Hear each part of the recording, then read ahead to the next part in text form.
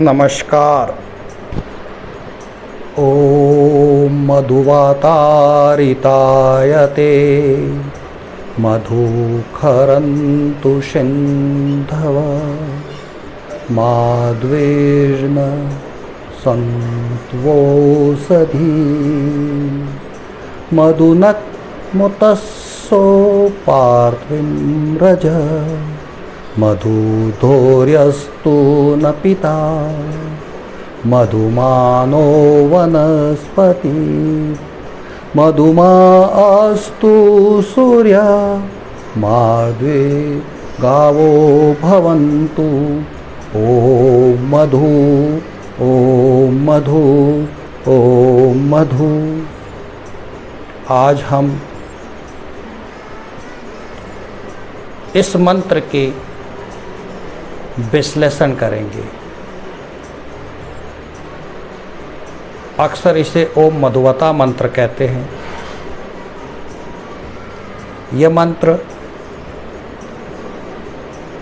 ऋग्वेद के प्रथम मंडल के 90वें सूक्त की 6ठी, 7वीं और 8वीं ऋचाएँ हैं, जिसमें वायु, समुद्र, औषधि, दिन, उषा, पृथ्वी की धूल कण, देवलोक, पितृलोक, वनस्पति, सूर्य और गृहपालित पशुओं को मधुमय रूप में देखा गया है और दिखाया गया है।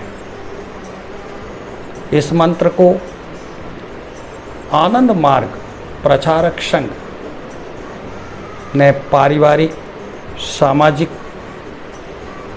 अनुष्ठान के मंत्र के रूप में स्वीकार किया गया है। आनंद मार्ग में नामकरण, विवाह, श्रद्धानुष्ठान, गृह प्रवेश और वृक्षारोपण जैसे 5 अवसरों की शुभारंभ इसी मंत्र के उच्चारण के साथ किया जाता है। इसका अर्थ आनंद मार्ग चर्याचर भाग प्रथम में दिया गया है। आज हम इस मंत्र का विश्लेषण करेंगे। इस मंत्र में कुल 8 भाग हैं। मोटे तौर पर इसे 5 भागों में विभाजित किया जाता है, लेकिन संपूर्ण 8 भाग है। हम एक एक भाग को समझने की कोशिश करेंगे। इस मंत्र की शुरुआत ओम की ध्वनि से होती है। ओम का अर्थ हम ब्रह्म के उच्चारण करते हैं, ब्रह्म को पुकारते हैं, भगवान को साक्षी मानकर हम काम करते हैं। तो ब्रह्म के उच्चारण के लिए ओम शब्द का प्रयोग आया है। यद्यपि ऋग्वेद की ऋचाओं में ये ओम शब्द नहीं है, मधुवता रितायत से है, लेकिन चूँकि हमारा आलोच्य विषय ऋग्वेद की ऋचाएँ नहीं, ये मंत्र हैं, इसीलिए इसको समझते हैं। अब मंत्र का जो प्रथम भाग है, शुरुआत ओम से की गई है। प्रथम भाग है जिसमें तीन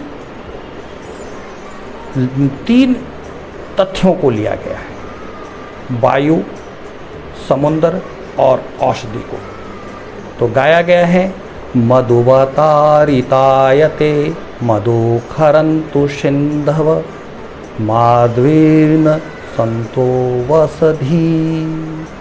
अब पहला मधुवतारितायते, इसका साधारण अर्थ है वायु मधु बहा करना है। क्या कारण पड़ा कि सबसे पहले वायु मधु बहा करना है?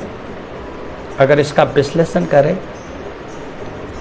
तो वायु का अर्थ है बाहर। बाहर से जो कुछ भी आता है, हम किसी सामाजिक या पारिवारिक फंक्शन करते हैं, गृह उद्घाटन को लेके, विवाह, नामकरण, तो बाहर से कुछ न कुछ आता है, उसको वायु के नाम से जाना गया है। तो बाहर से जो कुछ भी आए वह मधुरता को लेके आए, मधु को लेके आए। इसीलिए ओम मधुवातः ऋतायते। मधु का मतलब मीठा, वात का मतलब वायु, ऋतायते का मतलब होता है सत्य के साथ आए, सत्य को रीत आयते, सत्याहत, सत्य के लिए आए, शुभ काम के लिए आए, सच्चे मन से आए। इसीलिए आगुंतकों को मधुरता के लिए मधुवतार ऋतायते का प्रयोग किया गया है। प्रथम खंड का दूसरा अंश मधु खरंतु शेंदव, श का उच्चारण ख करके किया गया है। अर्थ है समुद्र मधु का शरण करे, हमारी जल राशि। पहले वायु को लिया गया, दूसरे में जल राशि। जल राशि का मतलब अंदर, जो कुछ भी अंदर है वह भी मधुरमय है। बाहर से वायु मधुरता लेके आए, बाहर से जो भी आए मधुरता ले गए, अंदर मधुरता खारापन रह गया। मधु खरण, खरण का मतलब शरण करना। समुद्र मधुरता का पान करे, हमारा जल राशि मधुरता हो, हमारे अंदर वाले लोग मधुर हो, तो मधु खरन तुष्यन दवा, समुद्र मधु खरन तुष्यन दवा। इसी प्रथम भाग का तीसरा अंश लिया है माध्वीर्न संतो वोषधि, संत वोषधि। महाद्वीर है नी मधुरता का वर्णन करने के लिए। बाहर से सब मधुर है, अंदर से मधु है, और किसी जरूरत पड़ी तो वह उपचारात्मक है। इसीलिए औषधि शब्द का लिया, हमारी औषधि मधुरमय हो। तो बाहर से वायु मधुरता लेके आ गई, अंदर से हम पानी के रूप में मधुर हो गए, लेकिन इसके बाद भी अगर किसी की ज़रूरत पड़ी तो वो औषधि है, वो उपचार है। अगर कहीं क्लेश रह गया, कहीं कुछ कटुता रह गई, तो वह औषधि के रूप में हम उपयोग करके, इसकी उच्चारण करके हम सब कुछ मधुमय कर दिए। तो पहले मंत्र के इस पहले भाग में ही हमने जो कुछ भी था उसे मधुमय किया। फिर ज़रूरत पड़ी द्वितीय भाग, जो ऋग्वेद की प्रथम मंडल के 90वें सूक्त की 7वीं ऋचा है। मधुनक्त मुतस्सो मधुमत पार्थिक रजः मधुधोर्यस्तु न पिता। मधुनक्त मुतस्सो मधुमत पार्थिक रजः मधुधोर्यस्तु न पिता। इसमें भी 3 अंश है।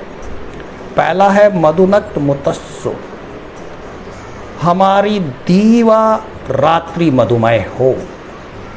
नक्त का अर्थ रात्रि की मधुरता, उत का अर्थ और, तथा उष का अर्थ प्रभात, दिन की शुरुआत, अथवा दिन के लिए प्रयोग हुआ मधुमय हो। यहाँ पर समय को लिया गया, हमारे लिए समय रात्रि की भांति, पहले रात्रि को लिया गया, रात्रि की भांति सुखदायी हो, कर्कश न हो।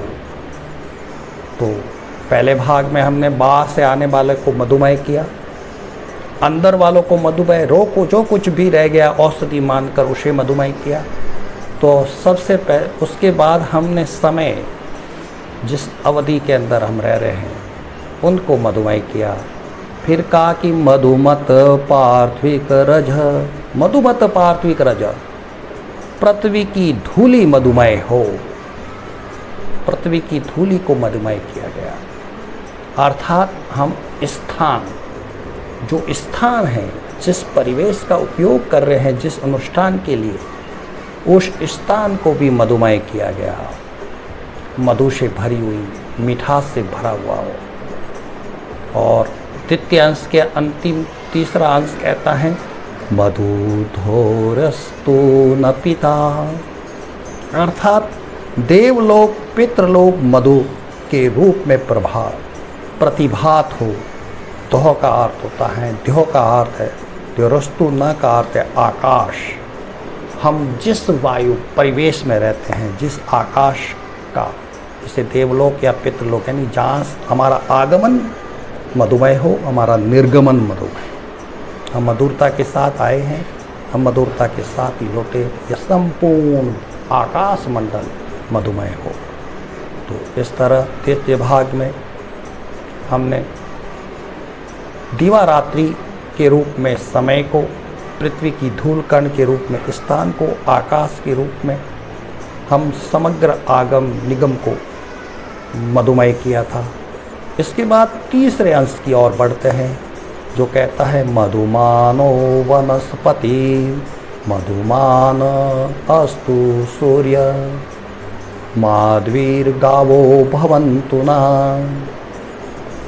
मधुमानो वनस्पति, हमारी वनस्पति मधुमय हो, हमारा लगाया हुआ वृक्ष, हमारा किया हुआ अनुष्ठान, हमारे जिस उद्देश्य गृह प्रवेश किया या विवाह जो किया गया या नामकरण किया गया, जो श्रद्धानुष्ठान किया, जो वृक्षारोपण किया गया, वह सभी मधुमय हो, यानी हमारा किया गया कार्य मधुमय हो।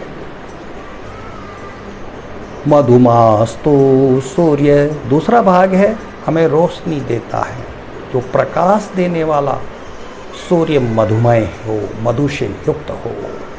मधुमास्तु सूर्य, सूर्य को मधुमय किया गया है, अर्थात हमारा जो ये अनुष्ठान है, ये वृक्ष हमें फल देगा और इसके जो प्रकाश से जो भी हमें होगी, यानी इस अनुष्ठान की जो प्रकाश है वो मिठास से युक्त हो, इसको देखकर सभी आनंदित हो। और अंत में कहा गया है, तीसरे अंश के अंत में, माध्वीर गावो भवन्तु न, हम लोगों के पशु, गृहपालित पशु समूह मधु देने वाले हो। गावो शब्द गाय के लिए प्रयोग होता है। घरेलू पालित यानी घरेलू संसाधन, इस अनुष्ठान से जो हमें संसाधन उत्पन्न होंगे, यानी जिसके लिए ये उपयोग किया जाता, भविष्य में जो भी काम में आएंगे, उसका भविष्य उज्जवल हो, इसके संसाधन उज्जवल हो, इसका चलाने का तरीका उज्जवल हो, मधुमय हो। तो इस प्रकार इस मंत्र में 6 बातें जिक्र की गई। हवा मधुमय हो, पानी मधुमय हो, औषधि मधुमय हो, दिन रात मधुमय हो, धूल कण मधुमय हो, आकाश मधुमय हो, वनस्पति मधुमय हो, सूर्य मधुमय हो, गृहपालित मधुमय हो।